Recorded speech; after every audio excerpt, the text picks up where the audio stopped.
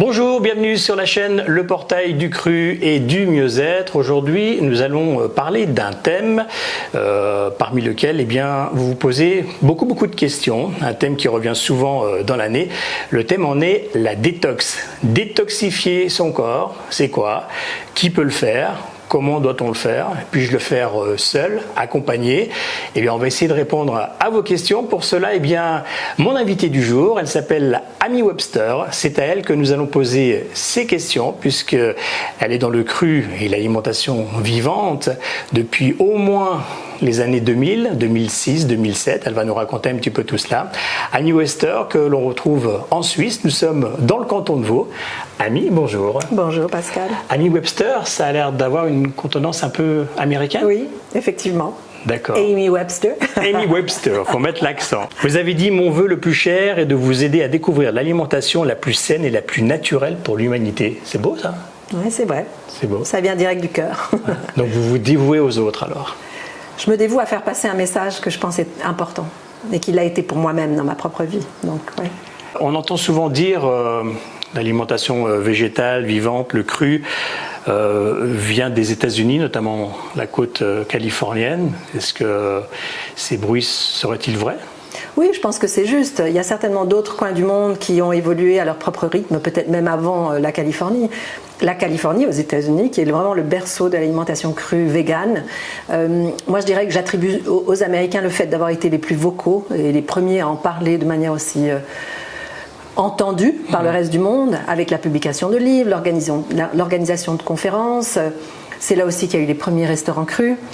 C'est aussi en Californie qu'il y a le premier institut de formation, enfin en Californie, au nord, sur la côte ouest américaine, qu'il y a une école qui forme les chefs crus. Ah oui. Donc, et beaucoup d'événements qui ont lieu autour du cru, les restaurants, les conférences, etc. On trouve beaucoup plus facilement des aliments crus là-bas. Donc tout est né, je dirais, dans les années 80, 90, avec aussi quelques personnalités qui se sont retrouvées là-bas.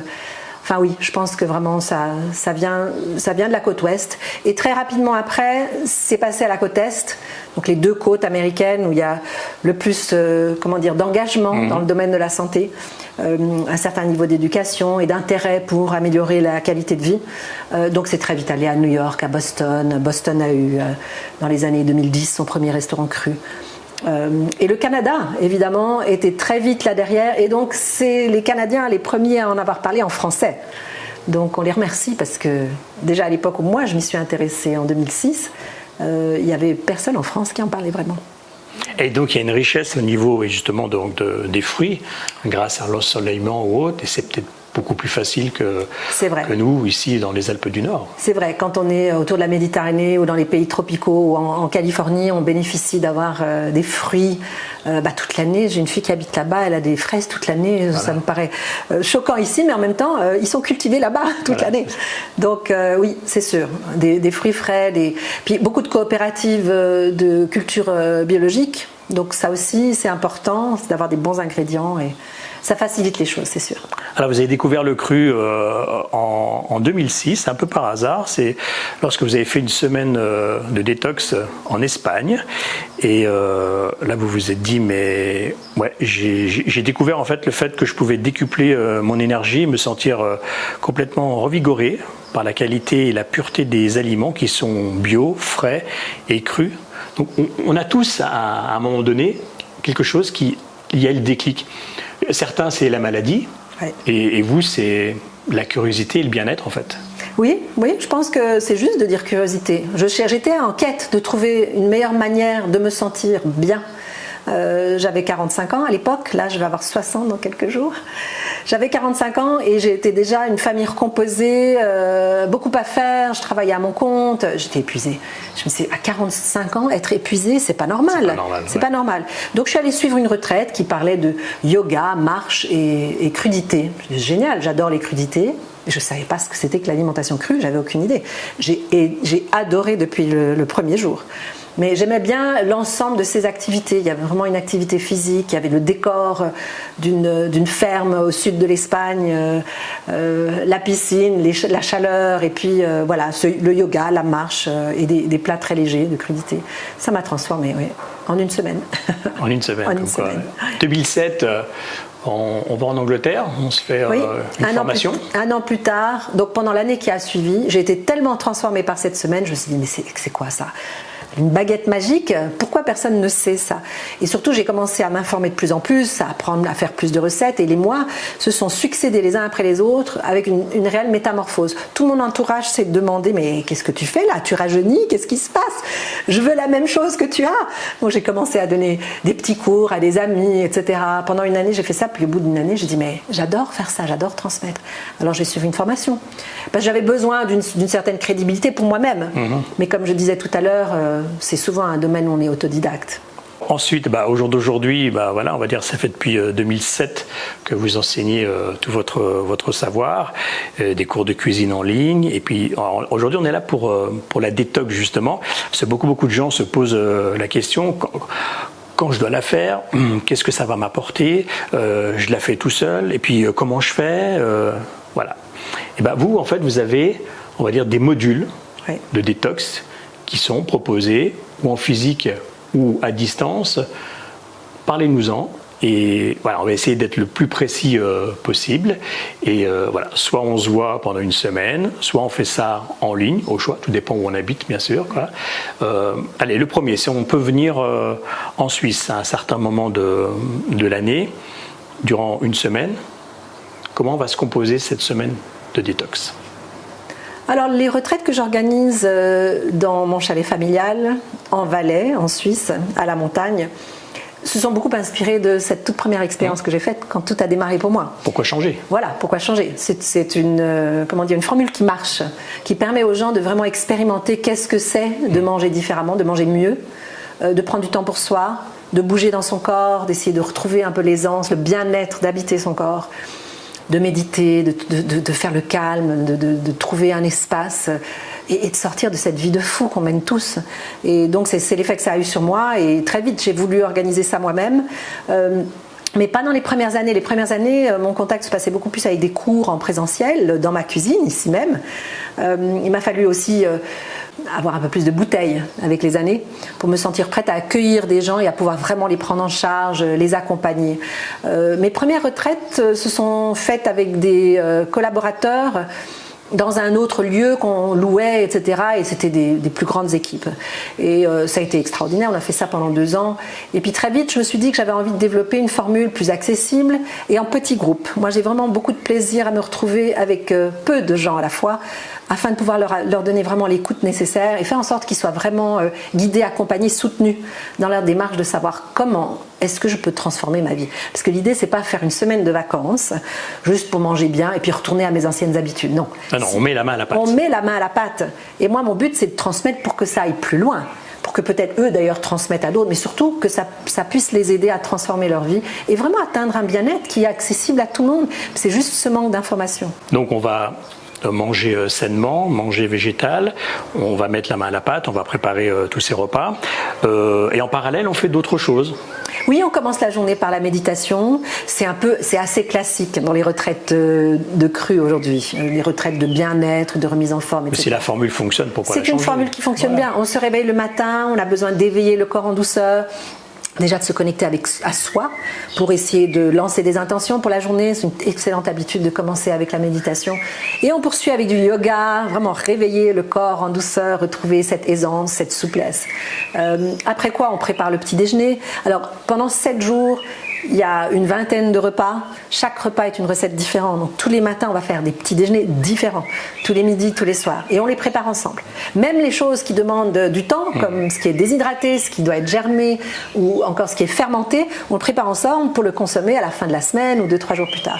Donc vraiment pour voir, expérimenter toutes les étapes. On prépare le petit déjeuner, on mange le petit déjeuner. Ensuite, on va marcher dans la montagne. C'est le but aussi d'être dans la montagne, c'est pouvoir s'oxygéner, s'aérer, bouger, respirer l'air pur de la montagne.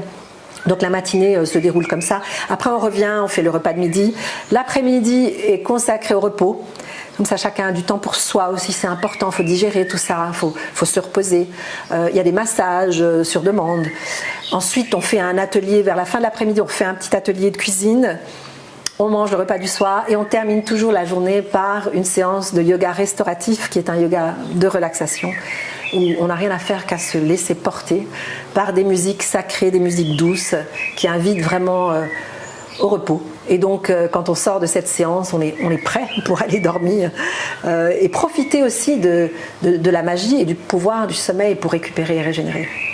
Et après, on a aussi une formule donc, sur 3 semaines, 1 mois.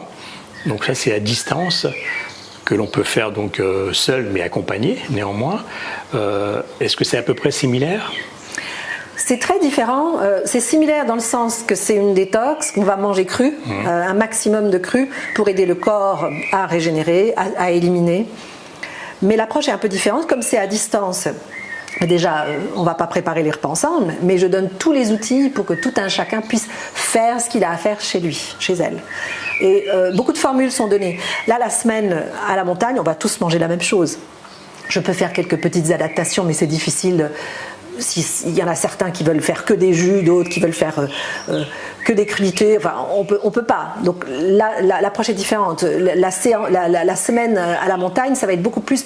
Je vais vous enseigner toutes les bonnes recettes de cru que j'ai. Donc je l'appelle un petit peu zen. C'est une retraite zen et gourmande à la montagne. Donc il y a vraiment cet aspect d'apprendre à faire du cru qui est vraiment délicieux. Tandis que la détox en ligne qui s'appelle Easy Detox, qui dure 3 semaines. Vous avez tout, on vous donne tous les instruments qu'il vous faut pour faire ça chez vous, à votre rythme et surtout au niveau qui vous convient. Si c'est la première fois de votre vie que vous faites une détox et que vous allez manger du cru, eh bien il y a la solution, il y a la formule easy. Ou par exemple le soir vous pourriez manger des soupes cuites, un peu de riz ou un peu de quinoa. Mais on reste exclusivement dans le végétal. Et le reste de la journée, il est grandement encouragé de consommer liquide, des jus, des smoothies, des soupes. Mais pas que, si vous avez besoin d'avoir quelque chose à mastiquer. Donc il y a différentes formules qui vont du tout cru à easy. Tout cru c'est la formule intermédiaire et tout jus ça veut dire que du liquide. Maintenant ça ne vous empêche pas dans la semaine de faire certains jours une certaine formule. Donc c'est pour vous montrer qu'il y a énormément de souplesse et de possibilités parce qu'il faut savoir s'écouter. Bien sûr. Il faut savoir s'écouter. Si on mange du steak frites tous les jours, on ne va pas passer à des jus verts, hein, c'est juste pas possible. Il faut une transition pour ça.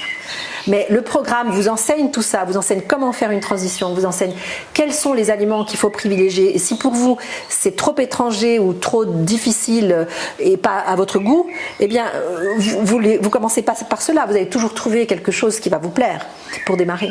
Une fois que je fais une retraite comme ça ou une easy detox de cette façon-là, je suis pratiquement autonome. Ça, je peux le faire quand je veux après, quand je le ressens. Bien sûr, oui. Quand on sort de la retraite à la montagne, vous repartez avec votre série de recettes que vous avez faites avec moi pendant la semaine, mais vous revenez même avec une série d'indications sur les postures du yoga, sur les méditations, enfin beaucoup d'informations qui vont vous permettre de continuer, persévérer en tout cas dans cette direction. Et le programme en ligne, tous les documents sont là pour que vous fassiez la détox autant de fois que vous voulez. Par contre, je dois admettre qu'il y a énormément de personnes qui reviennent.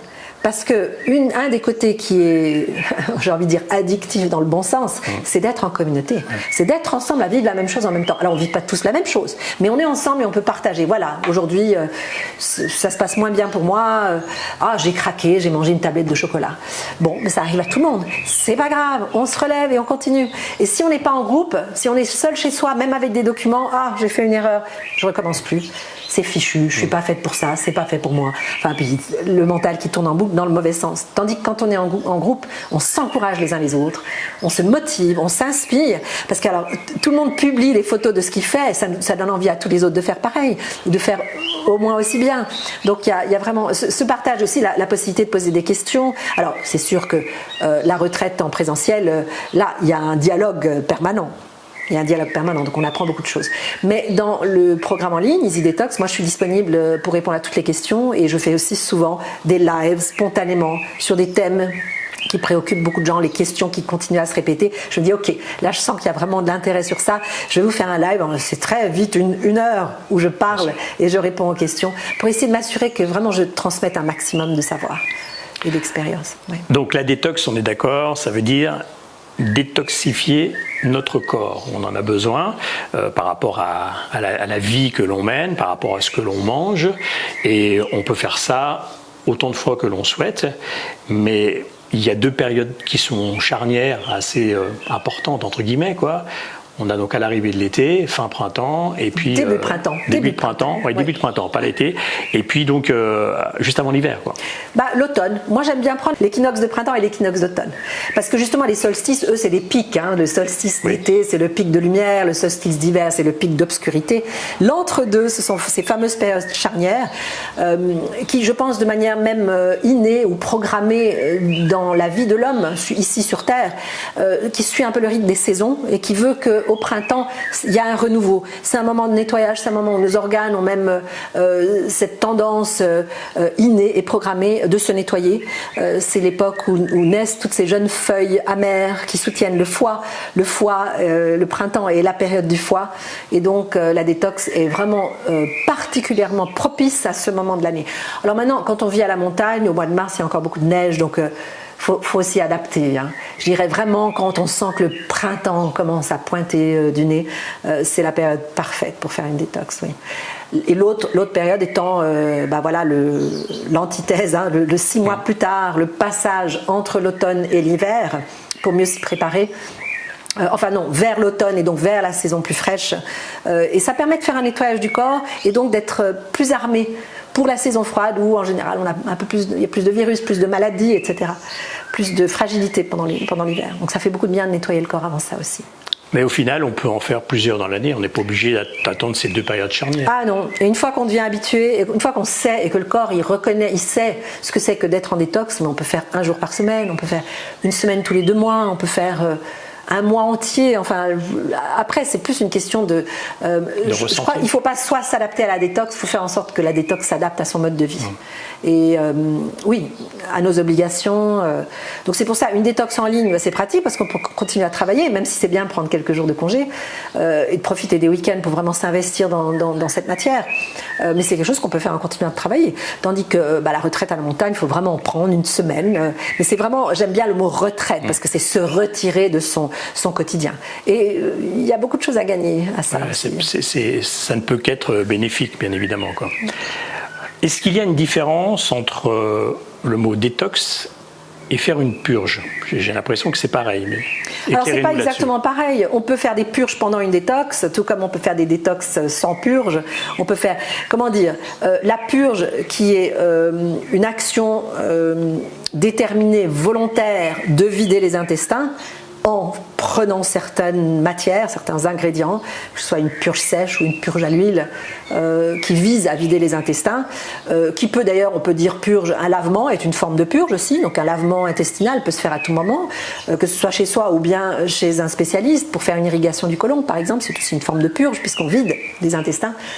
Je dirais que la purge peut se faire sans une vraie détox, mais il faut au minimum 1 journée quand même où on a réduit son apport alimentaire. Même si quand on va faire une irrigation du côlon, on n'est pas forcé d'avoir jeûné le matin, mais c'est recommandé quand même, ou de boire que des jus, ou de manger qu'une salade, de vraiment passer à du très léger. Moi, j'imagine pas d'aller faire une irrigation du côlon après un repas bien riche. Ça paraît un petit peu, c'est inné, enfin c'est instinctif. Et on peut faire des détox sans purge. Les détox que je fais n'ont pas des purges qui font partie du programme. Par contre, on en parle, surtout à Easy Detox, parce que c'est un sujet qui revient encore et encore, et on parle de ces purges, on parle beaucoup de ces purges. On parle de la purge à l'huile de ricin, on parle des purges à base de magnésium, les différents types de purges qu'il y a. On parle beaucoup de lavement parce qu'apprendre à faire un lavement chez soi, c'est pouvoir développer cette capacité très facile de soulager les intestins, de soulager les maladies aussi qui souvent s'installent dans l'intestin ou viennent par là. Donc on parle de ça et il y en a beaucoup qui la font pendant la détox, mais c'est pas une étape obligatoire de la détox. Et pendant la semaine au chalet, pareil, on en parle. Il y en a certains qui viennent avec leur bac à lavement. Je leur dis à l'avance, si vous avez envie de profiter de cette semaine pour faire des purges ou faire des lavements, faites-le. Mais les purges, je crois que c'est quelque chose, il faut s'informer. Et puis c'est bien de le faire chez soi, quand on a vraiment trouvé un endroit confortable. Il faut être près de la toilette. C'est pas un endroit où on a envie d'être plusieurs à partager la même salle de bain. Enfin voilà. Donc il y a l'aspect un petit peu intime, confort intime. C'est mieux de le faire chez soi, à son rythme, quand on a décidé de la faire. Et surtout si on n'a qu'un toilette et puis si on le fait à deux, voilà, ça devient un peu compliqué. C'est pas l'idéal, quoi. Voilà, comme ça vous avez un peu la différence, donc détox et purge. Mais bon, dans les deux cas, prenez un premier renseignement justement, et après c'est quelque chose que vous pourrez faire seul. On a 2 livres que j'aimerais que l'on présente ici. Je vous mettrai le lien également sous cette vidéo pour les commander. Voilà, un beau livre jaune. Donc c'est ici, on va dire c'est le livre actuel, printemps-été. Donc c'est la cuisine anti-raplapla. Oui, la cuisine anti-raplapla. Donc la cuisine anti-fatigue, la cuisine qui donne la pêche. Ouais. Donc c'est cru, évidemment, c'est tout cru. Il y a une 50aine de recettes. Avec à chaque recette, il y a des beaux dessins des ingrédients. Donc c'est pas des photos. Et il y a des gens qui ont dit je regrette qu'il n'y ait pas de photos. Mais ça a été voulu par l'éditeur. Et moi je trouve ça sympa parce qu'au moins il y a des magnifiques livres avec des magnifiques photos. Mais ça impressionne tellement qu'on passe pas à l'acte. Ouais, c'est ça. Voilà. C'est des photos qui sont super bien faites par photographe ou autre. Voilà. Tandis que là c'est des dessins des ingrédients. Alors voilà, c'est le dessin des ingrédients. Et il y a des petits conseils à chaque recette. Il y a le saviez-vous. Le saviez-vous, par exemple, j'ai cette recette ici, taboulé au chou-fleur, et je parle de gluten dans le saviez-vous, parce qu'évidemment le taboulé en général c'est fait avec du blé concassé qui contient du gluten. Le gluten est un problème. Pourquoi? Pour qui? Pourquoi remplacer le blé concassé par du chou-fleur? Alors je l'explique dans une petite notice. Et puis à l'avant du livre, il y a tout un petit secteur qui est plus théorique. Alors dans le tome sur le printemps-été, je parle de détox pour le printemps et je parle de germination parce que l'été, on peut faire des germinations toute l'année, bien évidemment. C'est génial d'avoir un jardin d'hiver à la maison.